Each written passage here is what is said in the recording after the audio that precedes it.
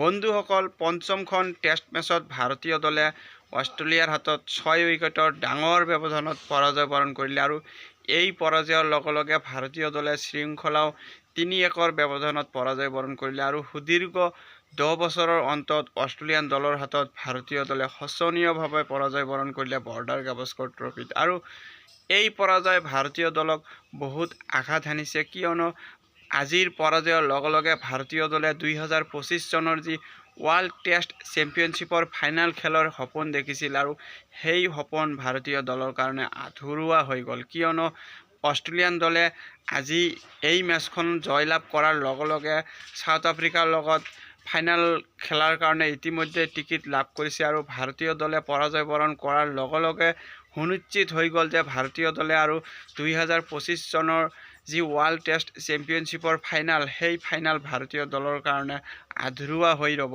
মেচখনত চাব গ'লে প্ৰথম দিনৰে পৰাই অষ্ট্ৰেলিয়ান দলে ডমিনেট কৰি আছিলে।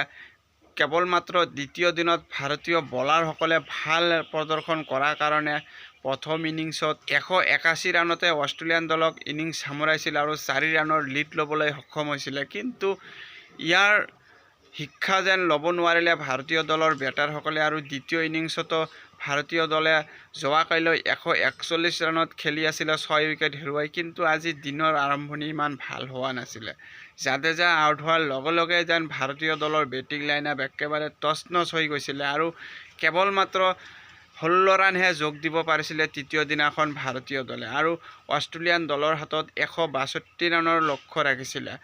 অষ্ট্ৰেলিয়াৰ দলে ডাঙৰ শক্তিশালী দলক নিজৰ ঘৰুৱা পিটছত যদি 162 ৰানৰ লক্ষ্য বান্ধি দিয়ে, যিকোনো বিৰোধী দলে যে মেচখন জয়লাভ কৰিব নোৱাৰে আৰু সেয়াই হৈছিলে। দেখা গৈছে যে সিৰিজখনত ভাৰতীয় দলৰ বেটাৰসকলে যি ধৰণে ব্যৰ্থতা বজাই ৰাখিছিল, সেই ব্যৰ্থতা অন্তিম ইনিংছতো এৰুৱাব নোৱাৰিলে, যাৰ কাৰণে দলে পুনৰ এবাৰ তাৰ পৰিণাম ভুগিবলগীয়া হ'ল আৰু ফাইনালি বৰ্ডাৰ গাভাস্কৰ ট্ৰফিখন ভাৰতীয় দলে ডিফেণ্ড কৰিব নোৱাৰিলে। সিৰিজখনত যদি দেখা যায় যে ভাৰতীয় দলৰ কোনো এজন বেটাৰেই কনচিষ্টেঞ্চি ৰান স্ক'ৰ কৰিব পৰা নাই, এটা বা দুটা ইনিংছত যদি ভাল স্ক'ৰ কৰিছিল, পিছলৈ বাৰে বাৰে ওপৰি একেৰাহে ব্যৰ্থ হৈ আছিলে।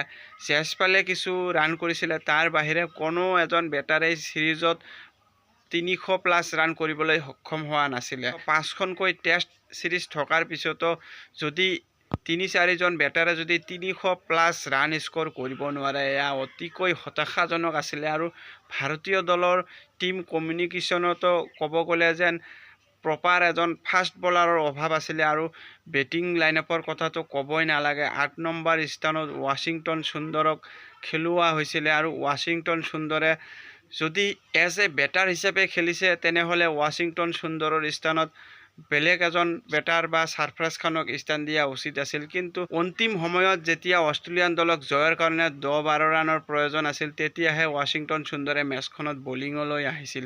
যদি বলিঙৰ প্ৰয়োজনেই নাই, তেনেহ'লে প্লেইং 11ত কিয় অন্তৰ্ভুক্তি কৰা হৈছিল? এনেধৰণৰ সৰু সৰু বহু টিম মেনেজমেণ্টৰ কিছু ভুল আছে, যাৰ কাৰণে ভাৰতীয় দলে মেচখনত পৰাজয় বৰণ হ'বলগীয়া হৈছে। সিৰিজত কেৱল মাত্ৰ যশপ্ৰীত বুমৰাহ ভাৰতীয় দলৰ হৈ কিছু ভাল প্ৰদৰ্শন কৰা দেখা গৈছিল। বুমৰাহে এই সিৰিজত 32টাকৈ উইকেট লৈ এফালৰ পৰা অষ্ট্ৰেলিয়ান বেটাৰৰ আগত যি আতংক সৃষ্টি কৰি ৰাখিছিল, সেই আতংকৰ ওপৰত আনফালৰ পৰা বেটাৰসকলে ওপৰ-জুপৰি ৰান খৰচ কৰি আছিল, যাৰ কাৰণে কোনো ধৰণৰ প্ৰেছাৰ ক্ৰিয়েট কৰি ৰাখিব নোৱাৰা আছিল ভাৰতীয় দলৰ বলাৰসকলে। যশপ্ৰীত বুমৰাহে সিৰিজখনত 32টাকৈ উইকেট দখল কৰি সৰ্বাধিক উইকেট টেকাৰ বলাৰ হিচাপে পৰিগণিত হৈছিল আৰু ইয়াৰ কাৰণেও যশপ্ৰীত বুমৰাহক প্লেয়াৰ অফ দ্য সিৰিজৰ সন্মানো দিয়া হৈছিল। কিন্তু আনফালৰ পৰা চাব গ'লে ভাৰতীয় দলৰ প্ৰদৰ্শন একেবাৰে হতাশাজনক আছিলে।